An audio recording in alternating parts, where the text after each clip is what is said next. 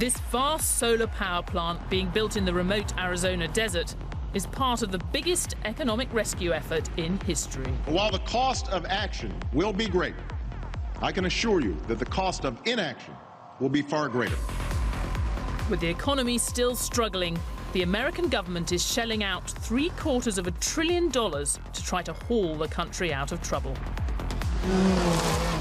And in Britain, billions are being spent to accelerate growth, even by a government determined to cut borrowing. Is this really the right road to take? After the crash in 2008, the world seemed to be running out of cash. But rather than cut back, governments spent huge amounts of money they didn't have. Why on earth would they do that? It all goes back to the extraordinary ideas of this man, the British economist John Maynard Keynes. Quite simply, he changed the world. I think it is true that he's one of the great figures of the 20th century and in many ways of the 21st century. Keynes thought capitalism was brilliant, but left to its own devices, it could also go seriously wrong. It was up to governments to step in to get the economy back on track.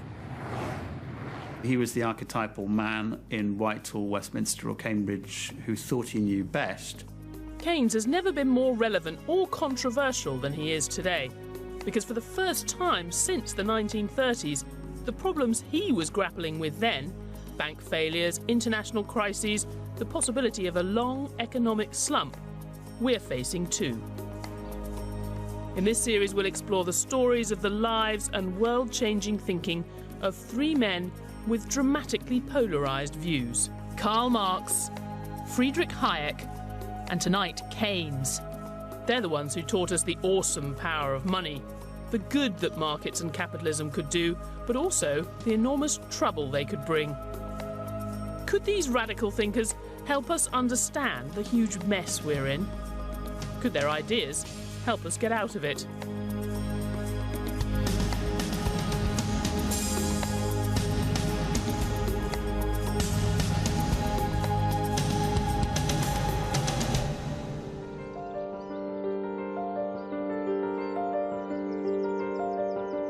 The quiet hills of northwest England.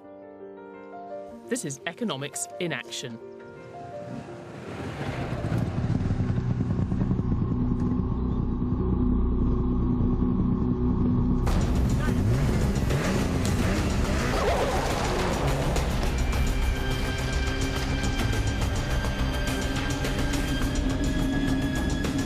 These rally cars are competing in the Tour of Cumbria.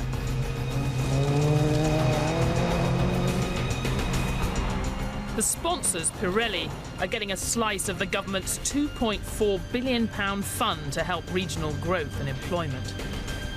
They want to show what the company's really all about.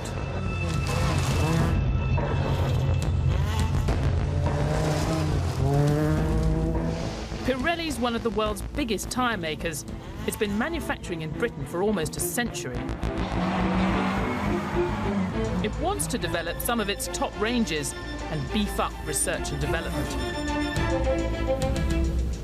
But the sums hadn't been adding up.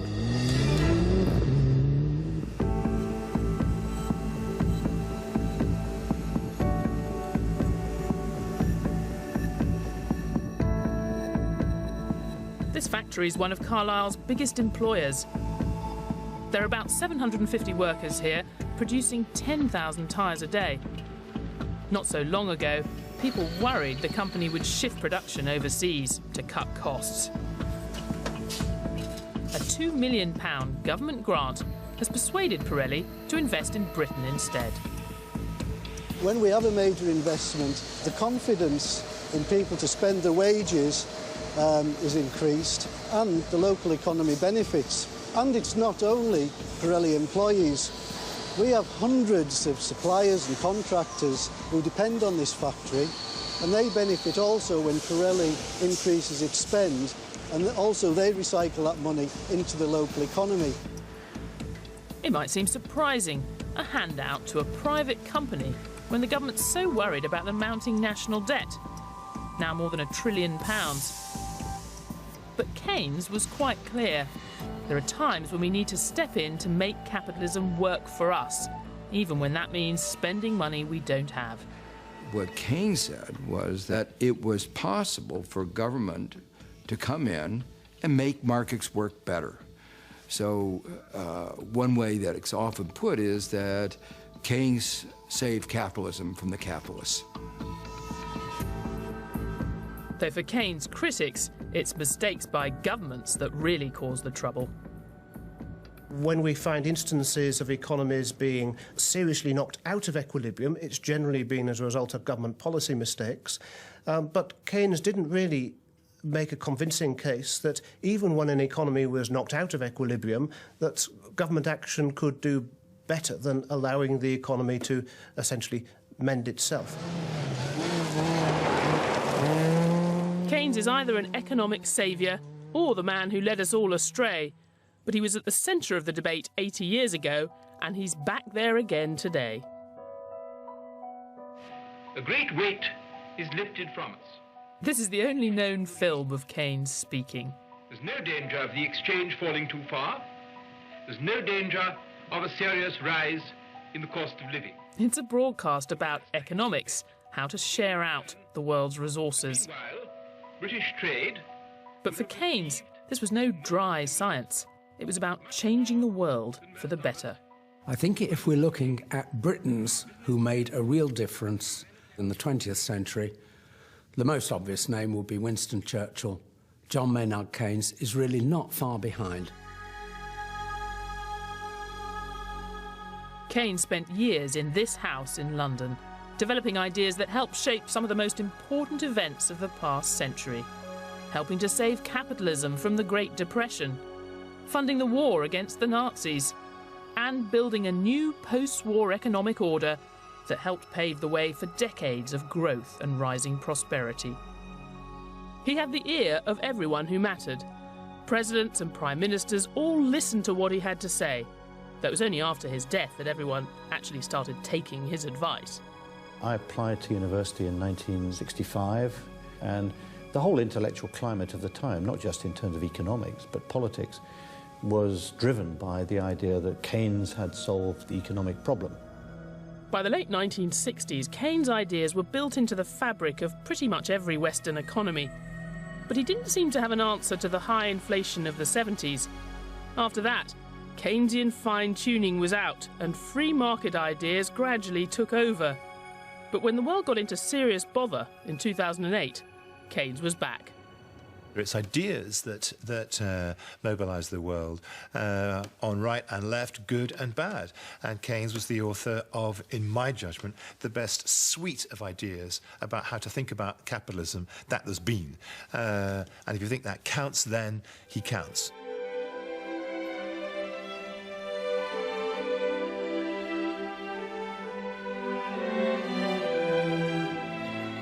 So what are these great ideas that have dominated our economic landscape for so long?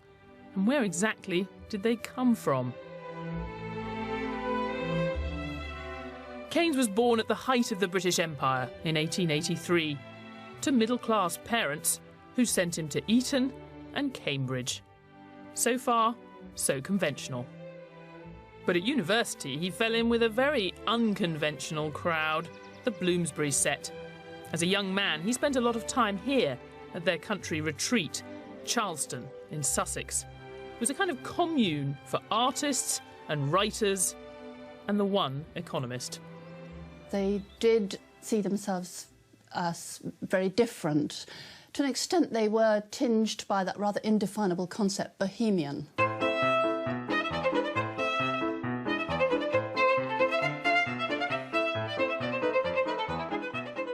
They were very ahead of their time. They were pioneers about sexual behaviour, they were pioneers on the political front, they were pioneers in many aesthetic fields, in writing and in the arts.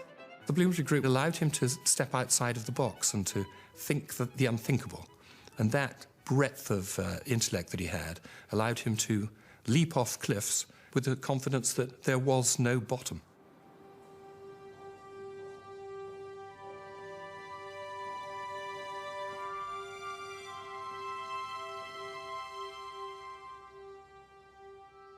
Keynes immersed himself in the cultural world all his life, collecting paintings, fine books, even founding the Arts Theatre here in Cambridge. Perhaps it's no coincidence that a man with such wide-ranging interests should have the vision to develop a radically new approach to economics, Keynesianism, shorthand today for government efforts to control the economy.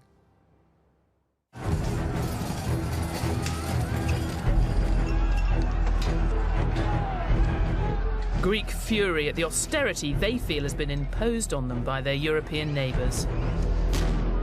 For Keynes, this might feel a bit familiar. He saw at first hand the disaster that can come from stronger countries dictating economic terms to the weak. That helped him form his first big idea. In an interconnected world, when you beggar your neighbour, you might well beggar yourself.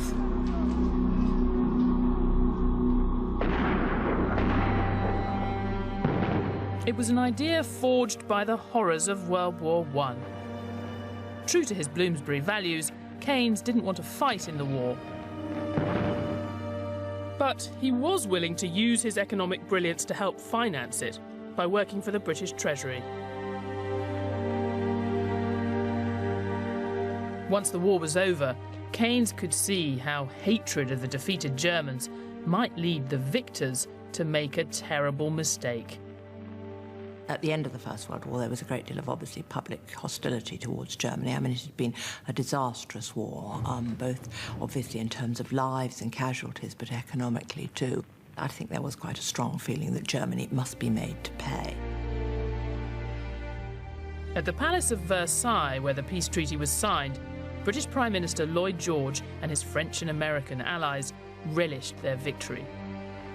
Keynes was a member of the British delegation here, but against his advice, Germany was ordered to pay everyone's bills for the damage and suffering caused by the war. How could Germany afford to repay that debt? You need an economy that is running to produce money, to produce wealth, and then you can repay. You cannot repay without of nothing.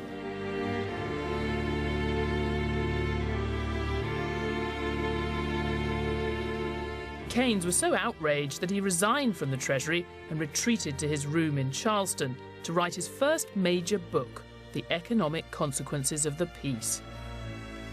Brilliantly written, it became a bestseller, though some said, with his sympathy for the Germans, he should be awarded an Iron Cross. The key point was that he didn't think the Treaty of Versailles was just unfair, he thought it was stupid. He thought a desperate Germany wasn't going to keep the peace in Europe, and it certainly wasn't going to contribute to prosperity. It wasn't going to buy goods from Britain and help Britain recover from the war. That's something he kept coming back to throughout his life. We're all in it together. The Versailles Treaty brought one of the great powers of Europe to its knees. As Keynes predicted, the German economy descended into chaos. Their debts were so impossibly large, they ended up printing the money to pay the bills, which quickly led to hyperinflation and a thoroughly worthless currency. Hyperinflation didn't just destroy the economy, it destroyed the fabric of German society, people's hopes too. When Keynes warned that the Versailles Treaty would bring a catastrophe here, even his admirers might have thought he was exaggerating. They didn't think that for long.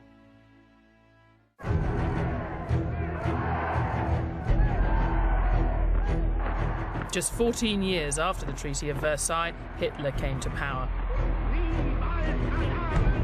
And World War II wasn't far away.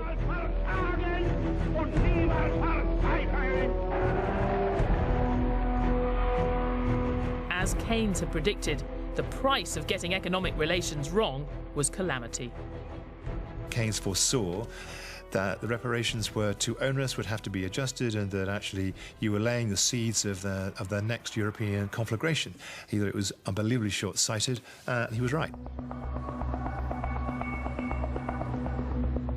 So what would Keynes make of Europe today?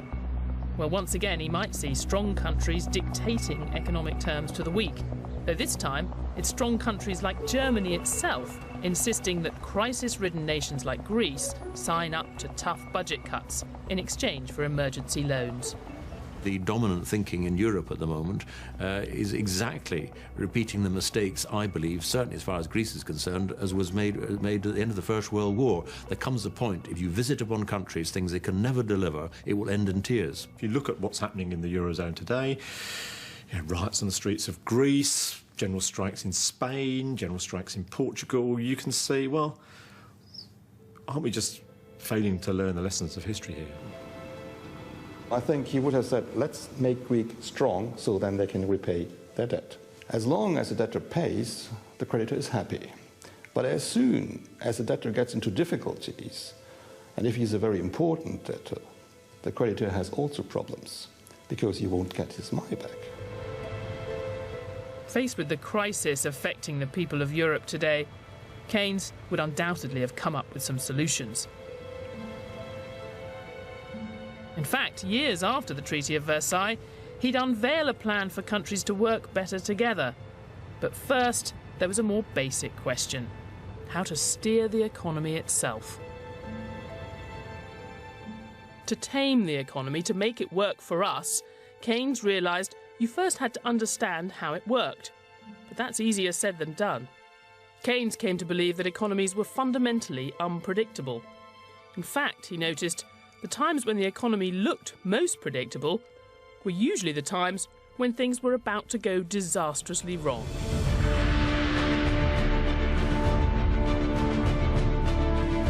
It certainly felt like that in 2008, when the global financial system imploded after one of the longest booms in history.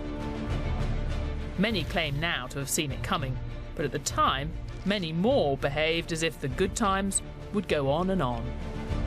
No return to Tory boom and bust. Being too sure about the economic future was another mistake that Keynes had warned about 80 years ago. Because he'd made the same mistake himself.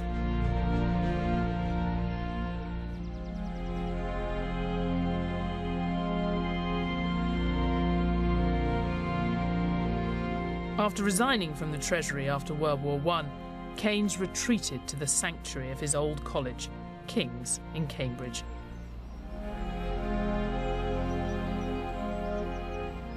He was a lecturer and later a bursar, looking after the college's finances.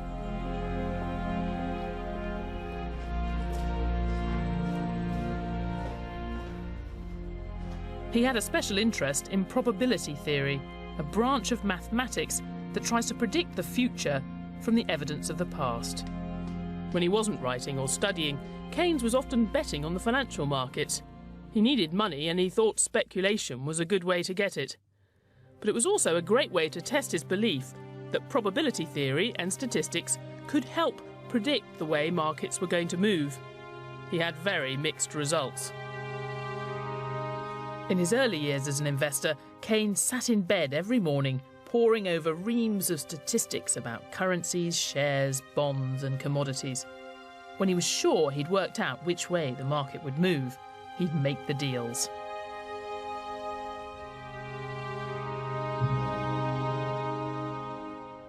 The Cambridge academic David Chambers has spent a lot of time studying Keynes' investment strategies.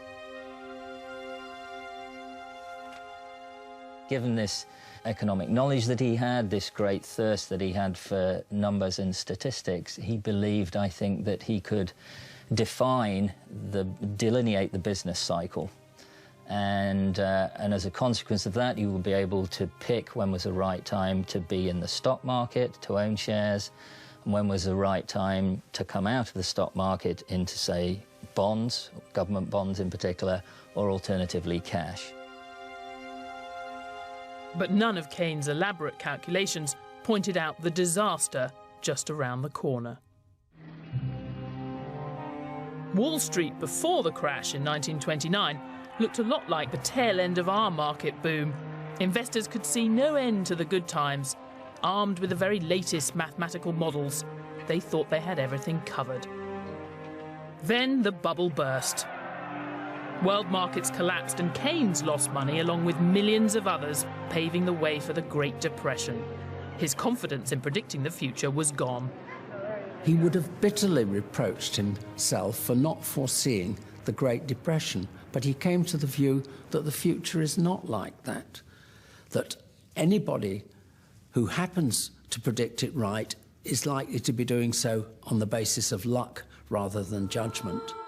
Then he changed the way he invested, became a wealthy man.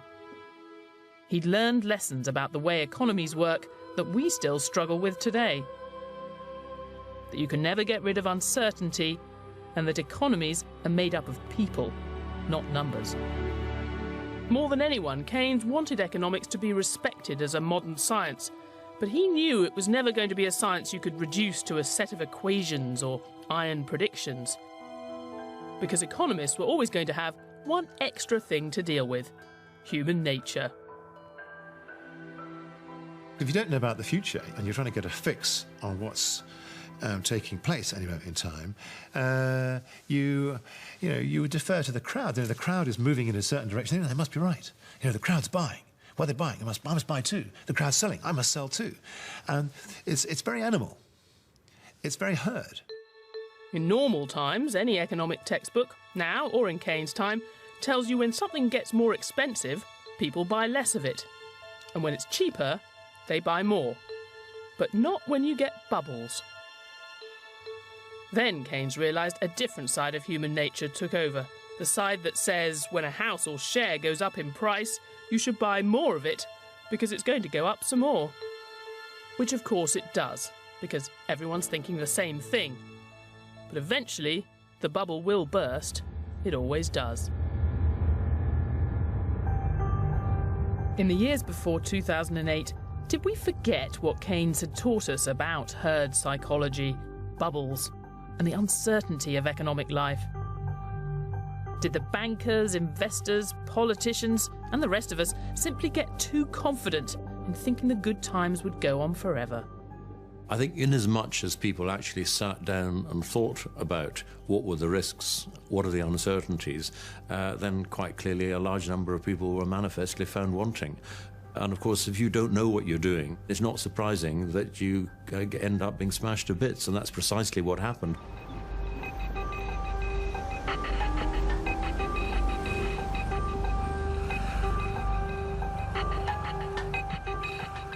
Keynes' big ideas that countries shouldn't beggar their neighbours, that markets are unpredictable, all came out of his own experience. Now the arrival of the Great Depression produced his most important idea yet and added real urgency to his need to tame the economy. What he realised was that economies might sink and then not automatically float back up.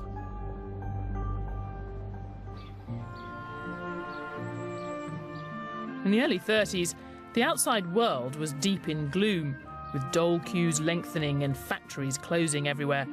But Keynes' life was blissful. By now, he was famous, and he'd shocked even his avant-garde Bloomsbury friends by marrying a Russian ballerina. Up till then, he'd been gay.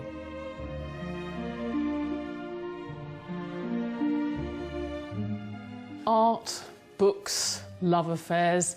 For Keynes, this is what life was all about. But he understood, probably more keenly than his Bloomsbury friends with their inherited wealth, that money kept the whole thing afloat. You couldn't have a civilised society without a well-functioning economy. When he was back in the real world on Monday morning, he could see the British economy wasn't working at all. Britain had been in a slump for years. Classical economists said that if workers would just agree to wage cuts, businessmen would invest again, create jobs, and the economy would revive. But Keynes disagreed. He thought the way to recovery was being blocked by pessimism or low animal spirits. The big insight of Keynes behind all of this was that a market economy is not self-stabilizing. And when you get very big changes in animal spirits, in sentiment, where people who are producing to sell in the future suddenly worry that actually maybe there won't be the demand in the future, so they stop producing. To get out of that low output trap can be very difficult. Keynes' realisation that an economy could stay sunk indefinitely was a radical break with conventional thinking. The classical approach said the economy would get better, We just had to give it time. But looking around, it seemed obvious to Keynes that it wasn't getting any better. And it seemed blindingly obvious why it wasn't. Every time someone lost their job and joined the dole queue, they had less money to spend.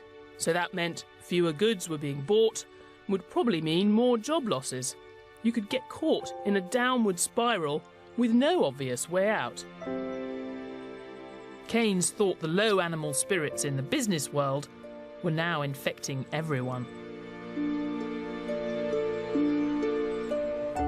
In a radio broadcast in 1931, he made a dramatic call for action. The slump in trade and employment are as bad as the worst which have ever occurred. Activity and enterprise, both individually and nationally, must be the cure.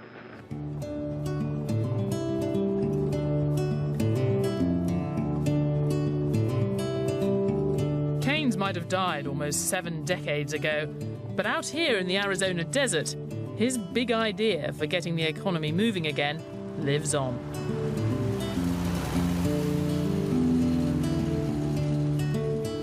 At Gila Bend, they're building the biggest solar power plant of its kind in the world.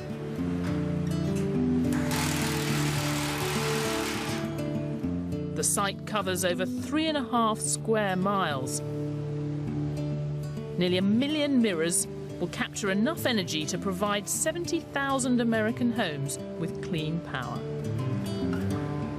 But for the people in this remote region, and for John Maynard Keynes, probably the most important thing this plant will produce is employment. Between my wife and I, we probably spent 2 years out of work. Thank God, not at the same time, but we took some very significant hits. The company that sources our manpower tells me they receive 300 resumes per day. There's a lot of people looking for work, and the people who have jobs out here feel very lucky to have their jobs. In effect, this plant is part of a vast Keynesian experiment.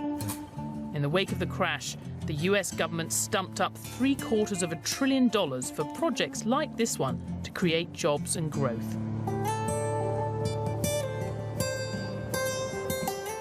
In normal times, say the people who run this site, they would have raised the $1.5 billion to get things going from commercial banks. But these aren't normal times. Because of that downturn, we had to look for alternative sources of financing. And of course, in this context, the federal loan guarantee program here in the US has helped it out a lot. In fact, without that kind of public programs, this plant could have never been a reality. Now we're used to governments using their cash to try to bring the economy to life in hostile environments where private money's drying up. But back in Keynes' day, it was a much more controversial idea.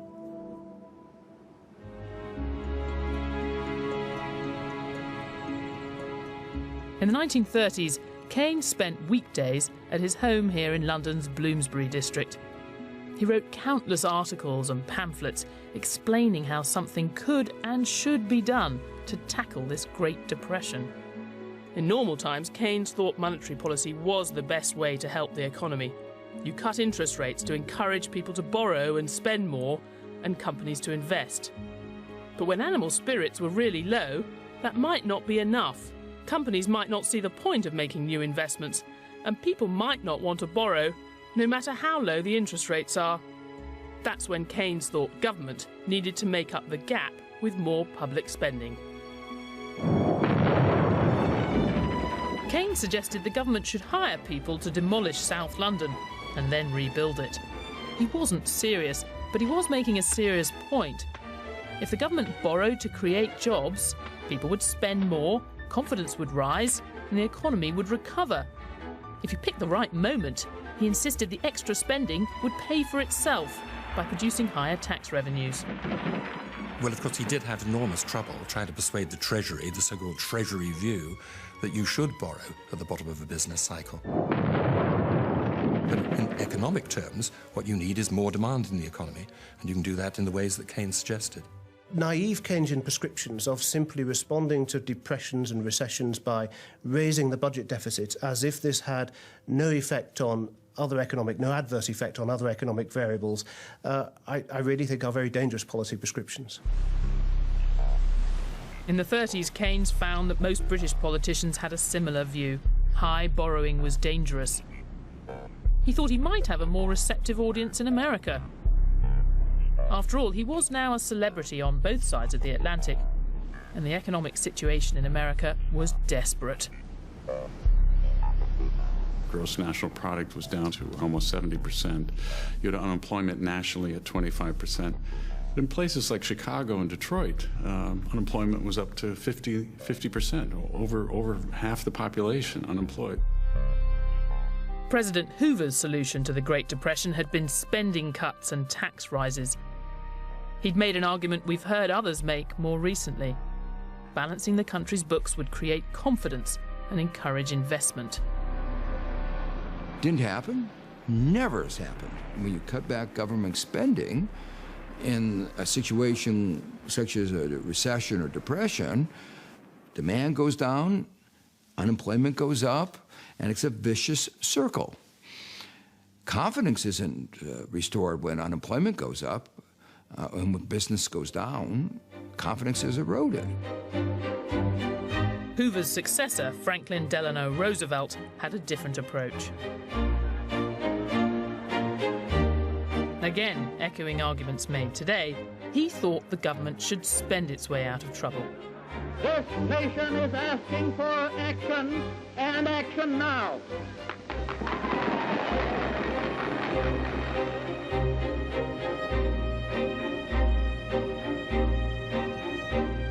When Keynes arrived in America in 1934, there's no evidence that he persuaded the US government to adopt Keynesianism. They were doing it anyway.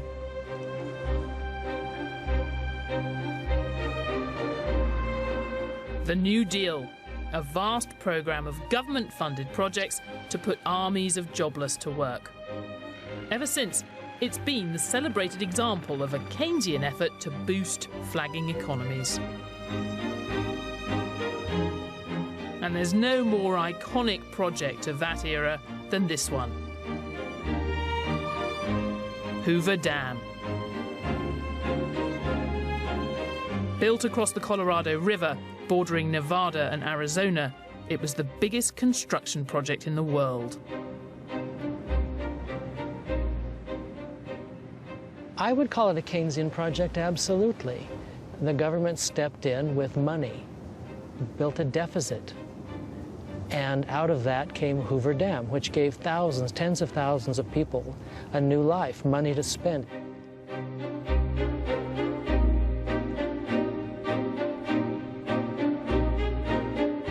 Armies of workers from across America tunneled for 5 years through mile upon mile of mountain rock to build what was in effect a vast power generator, providing electricity for huge swathes of the country. It primed the economy. A $165 million investment which produced billions in growth, economic growth.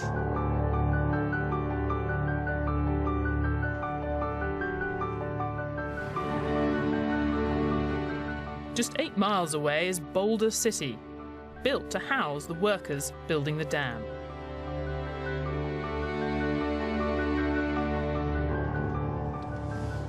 All these houses along these avenues are what we now call dingbat houses.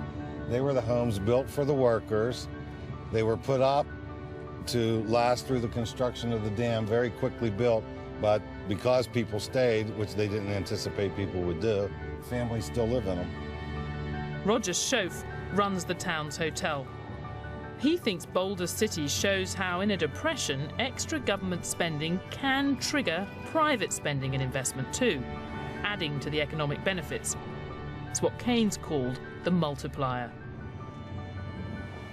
By the end of the second year, they lived in a full town, fully operating town with retail stores and restaurants and medical facilities and recreational facilities.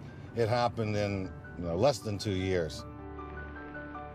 Critics of Keynesian spending plans often say the benefits are fleeting and the costs permanent. But Boulder City took root and thrived. Those who still live here say if it hadn't been for the New Deal, this would still be desert.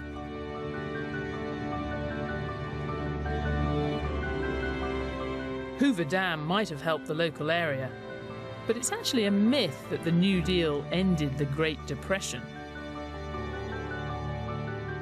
It took a world war and all the extra government spending that went with that finally to bring the economy out of the doldrums. You might wonder whether a world war was really the best test of Keynes' arguments. But ever since then, so-called Keynesian policies have been what governments do when faced with emergencies. And the crisis of 2008 was the biggest emergency anyone had seen for a long time. When the global financial system crashed, the world faced the real possibility of another Great Depression. Governments have been preaching the free market for years. But faced with this economic disaster, they reached again for the old Keynesian levers. It was a classic Keynesian response. When individuals stopped spending money and when businesses stopped spending money, if the government also stopped spending money at the same time, then what happens? The economy basically crashes. The aim was to boost confidence, or animal spirits, by making it easier to borrow, invest and spend. In 2009, with the global economy still tottering, leaders gathered in London to endorse a Keynesian rescue plan for the entire world. This is the day that the world came together to fight back against the global recession. I find it very hard to explain the collapse in world trade of over 15% in 6 months between the end of 2008 and beginning in spring 2009 in terms of anything other than an extraordinary collapse of animal spirits or confidence. Now, some of that was turned around in 2009, but by no means all. Even that great rescue plan of 2009 wasn't all that it seemed.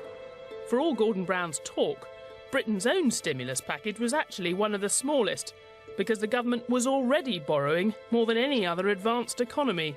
So even a Keynesian Prime Minister like Gordon Brown didn't think Britain could borrow a lot more. His successor believes in borrowing much less. After Brown, Britain elected a Prime Minister who on one fundamental point appears to disagree with Keynes. Some of the normal things that governments can do to deal with a normal recession, like borrowing to cut taxes or increasing spending, these things won't work because they lead to more debt, which would make the crisis worse.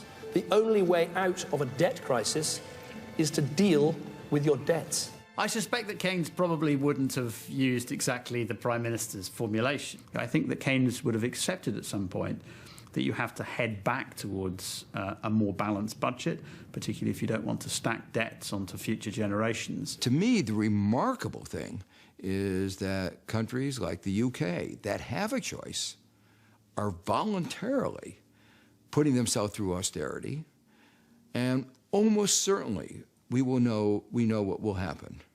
The economy will get weaker, unemployment will go up, and there will be an enormous amount of unnecessary suffering. This argument will run and run on both sides of the Atlantic. In Arizona, the massive spending program that built this solar power plant and let thousands clock on for new jobs hasn't been a miracle cure for the US economy. Maybe the medicine didn't work because the dose was too small. Or maybe the mountain of debt weighing on most Western economies means the Keynesian route to recovery is simply shut off. We are in a stratosphere today that we just have not seen before, and maybe it's fine, but no other countries very rarely have seen these kind of debt levels, public, private, and other measures. They're risks. By the 1940s, Keynes was riding high.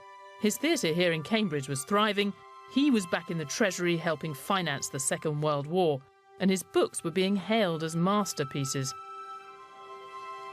But he had one last big idea to pursue. with profound implications for the world, then and now. Keynes' ideas for fixing broken economies had now been tested, but towards the end of World War II, he got a chance to leave his mark on the entire global economy. In a more integrated world, he was more convinced than ever that countries needed institutions to force them together, make them cooperate. The catastrophe after World War I could never happen again.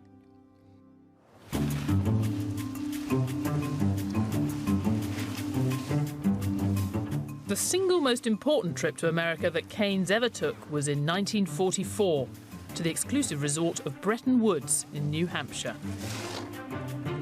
He was joining delegates from over 40 different countries, all charged with laying the foundations of a new post-war global economy. They wanted to rebuild the system, not just from the war, but from the Great Depression. The financial system had just been destroyed. The economic chaos of the 20s and 30s was largely responsible for the war, Keynes believed. Countries had all focused on charting their own path without very much thought for what was going on around them.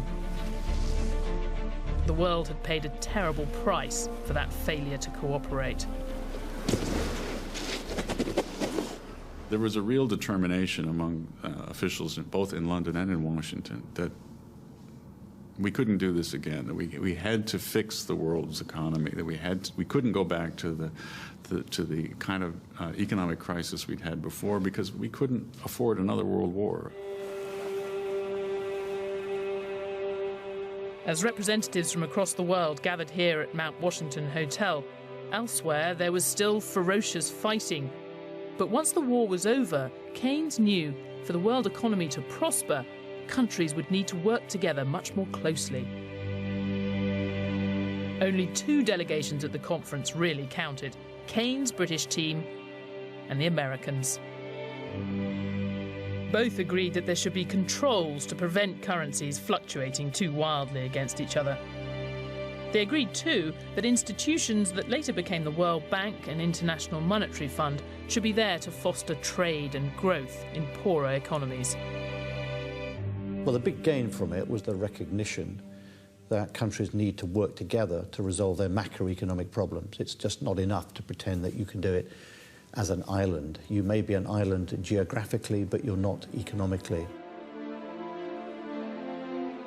But on one crucial issue, Keynes failed. The Americans were adamant that rich exporting countries like them shouldn't have to spend more and export less to balance world trade. It was weak countries with big trade deficits that had to shape up. If everyone at Bretton Woods had accepted Keynes' logic that it takes all sides to keep the global economy in balance, the world today might be in a lot better shape.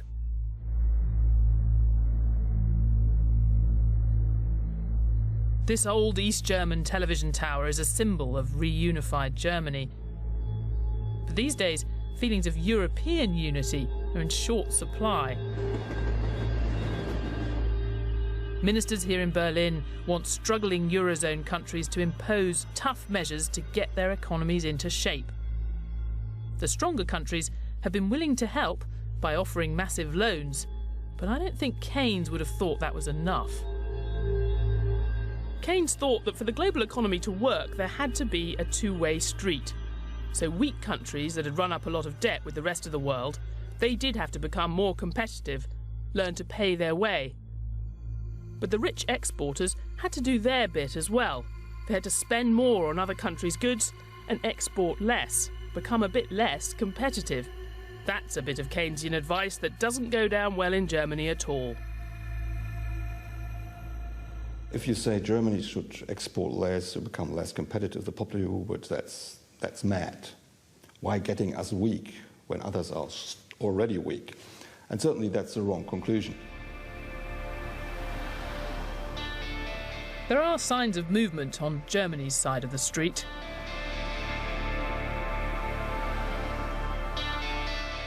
Domestic car sales have been going up.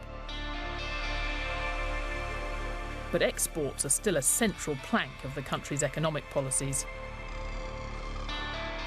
And car exports are up by almost a third in the past 2 years. German consumers have been spending more lately, but not enough to provide much of a selling opportunity for struggling countries like Greece. That's a very popular approach to tell German private households, please spend more. Don't be so greedy with your money. But I think that's wrong, because people look at their income and they say, I can't afford, simply. And that's true. I mean, we have had very weak wage increases during the past years. And that's the point where you have to have higher wages. And these higher wages will certainly spend, and then German consumption will certainly be much stronger than it was in the past, and that will help us. Memories of hyperinflation are still raw in Germany. Few want to put their hard-won economic stability at risk for their weaker European neighbours. The divisions between countries at a global level are even clearer. Leaders pay lip service to Keynes' dream of a truly coordinated global economy where the strong work with the weak for the benefit of all. But there's little sign of them actually doing it.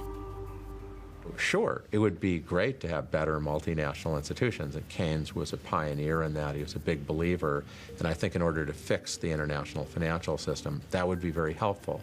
And maybe somebody with the sort of magnetism and gravitas and stature of Keynes could somehow catalyze that, but he is a rare person indeed.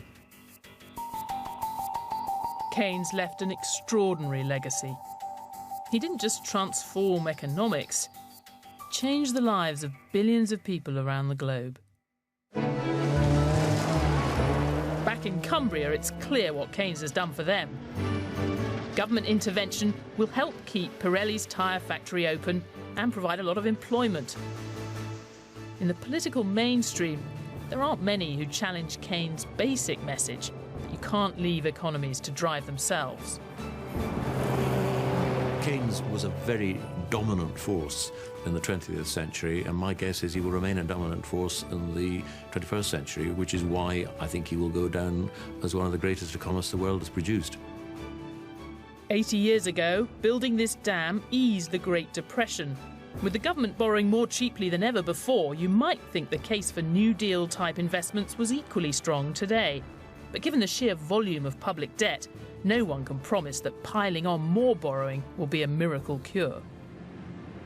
What is thought of as a typical Keynesian solution to get more debt, borrow money, spend, and cut taxes, that needs to be used more judiciously here, because at the end of the day, you've got to get rid of this debt. This is a very long haul. I don't think anything just boosts your way and zooms your way out of this. There just is no magic bullet.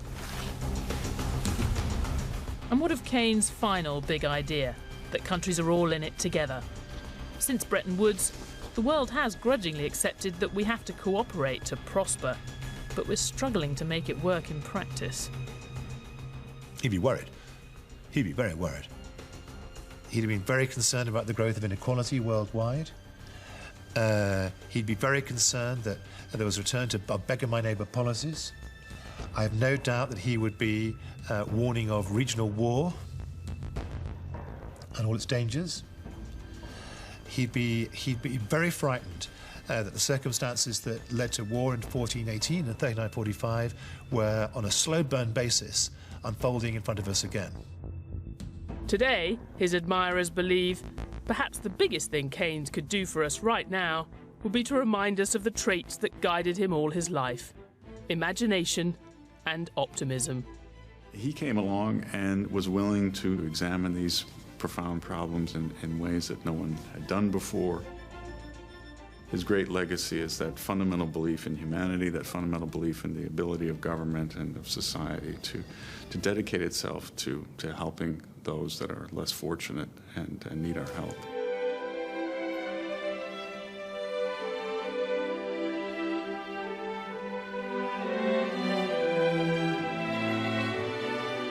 In 1946, Keynes suffered a fatal heart attack in his beloved Sussex Downs. Just 62, he left a legacy that changed the world. But he also left an enigma. He thought we should try to tame the power of money to make it work for us. But he also taught us that economies were fundamentally unpredictable. It's a contradiction we're still grappling with today.